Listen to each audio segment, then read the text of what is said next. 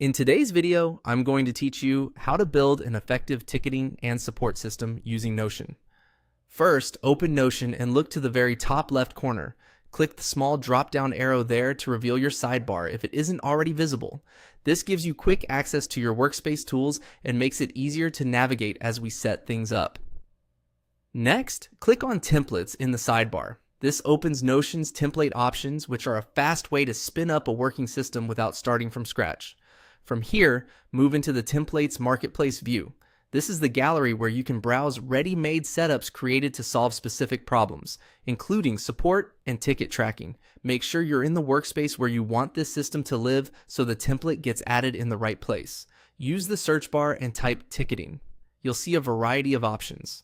Look for a template that includes a database for tickets with fields like status, priority, assignee, and due dates. A good template should also offer multiple views, such as a table for triage and a board view for workflow.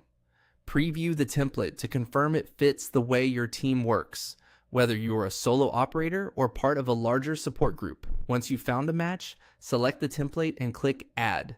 Notion will duplicate it into your workspace. If prompted, confirm the destination page or workspace.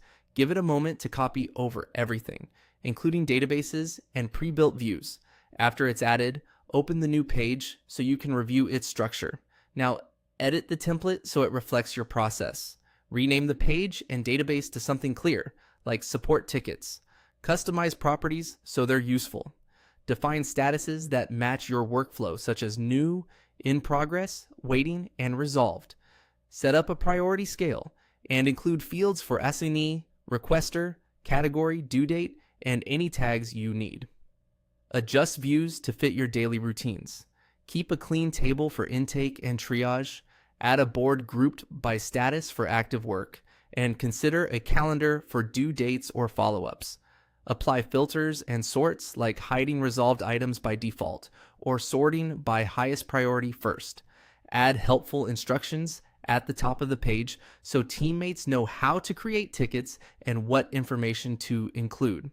Finally, test the system with a sample ticket, moving it through each stage to make sure the fields and views work smoothly. That's it.